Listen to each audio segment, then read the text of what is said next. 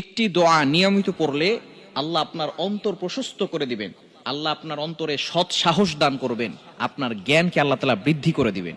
এই দোয়াটা হযরতে মূসা আলাইহিস সালাতু ওয়াস সালাম আল্লাহ তাআলার কাছে বেশি বেশি করতেন, এবং কি ডক্টর জাকির নায়ক তিনি কিন্তু এক বক্তব্যে বলেছেন, আমি এই দোয়াটা বেশি বেশি পড়ি। অনেক ওলামায়ে কেরামের মুখ থেকে আমি শুনেছি তারা এই দোয়াটা বেশি বেশি পড়েন, এমনকি আমিও পড়ি। এই দোয়াটা শুধু আপনি নিজে পড়বেন না, আপনার সন্তানকেও পড়াবেন।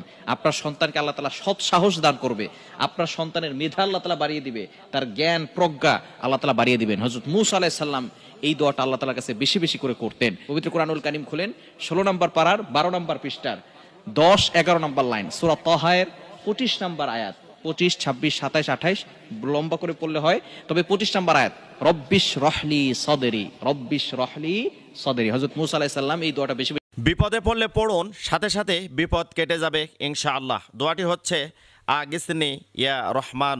ভুল করলে, কখনো পাপ করলে, গুনাহ করলে এই দোয়াটি পড়ুন, আল্লাহ তাআলা মাফ করে দিবেন ইনশাআল্লাহ। দোয়াটি হচ্ছে আস্তাগফিরুল্লাহ আল্লাযী লা ইলাহা ইল্লা হুয়াল হাইয়ুল কাইয়্যুম ওয়া আতুবু ইলাইহি। দোয়াটি একবার পড়ুন, আকাশ আর জমিনের মধ্যে যতগুলো ফাঁকা জায়গা আছে সওয়াবে পরিপূর্ণ হবে ইনশাআল্লাহ। দোয়াটি হচ্ছে আলহামদুলিল্লাহ। 3 কুল পড়ে ঘুমালে কি হয় আপনি জানলে অবাক হয়ে যাবেন। সূরা ইখলাস, সূরা ফালাক, সূরা নাস পড়ে যদি কেউ ঘুমায় তাহলে দৃশ্যবান অদৃশ্যবান সকল রকম বিপদ থেকে আল্লাহ তাআলা তাকে হেফাজত করবেন। বিপদে পড়লে পড়ুন, সাথে সাথে বিপদ কেটে যাবে ইনশাআল্লাহ। দোয়াটি হচ্ছে আগিসনি ইয়া রহমান। বাসা থেকে বের হওয়ার সময় যে দোয়া পড়লে আপনি নিরাপদে থাকবেন ইনশাআল্লাহ। দোয়াটি হচ্ছে বিসমিল্লাহি তাওয়াক্কালতু আলাল্লাহ ওয়ালা হাওলা ওয়ালা কুওয়াতা ইল্লা বিল্লাহ। ফরজ নামাজের পরে মাত্র 11 বার পড়ুন, যাবতীয় পেরেশানি দূর হবে ইনশাআল্লাহ। দোয়াটি হচ্ছে ইয়া কাবিউ। হাতের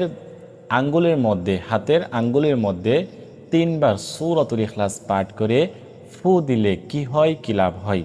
তো প্রথমে 3 বার ইস্তিগফার পাঠ করবেন। এইভাবে হাতের মধ্যে 3 বার ইস্তিগফার পাঠ করবেন, আস্তাগফিরুল্লাহ আস্তাগফিরুল্লাহ আস্তাগফিরুল্লাহ।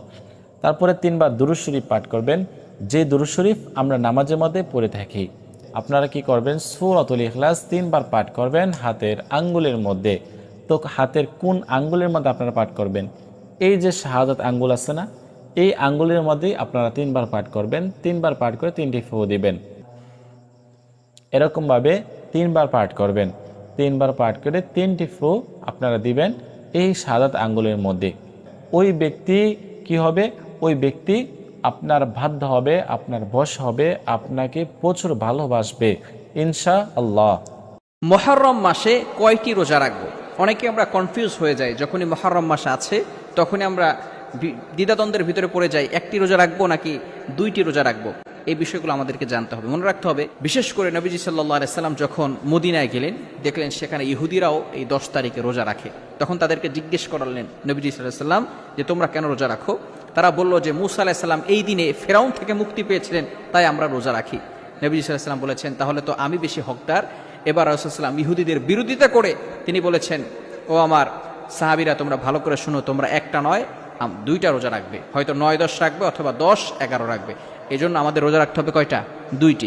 আগামী 6 জুলাই রবিবার আশুরার দিন। এই আশুরার দিনে কি কি আমল করবেন? নবীজি সাল্লাল্লাহু আলাইহি সাল্লাম বলছেন 1 নম্বর আমল হচ্ছে আমরা রোজা রাখবো। যে ব্যক্তি আশুরা রোজা রাখবে আল্লাহ তাআলা তার 1 বছরের গুনাহ ক্ষমা করে দিবে। সুতরাং আমরা এই রোজা রাখার চেষ্টা করব। দ্বিতীয় নাম্বার হচ্ছে আমরা নামাজ কিভাবে পড়বো? অনেকে বলে হুজুর কিভাবে নামাজ পড়বো?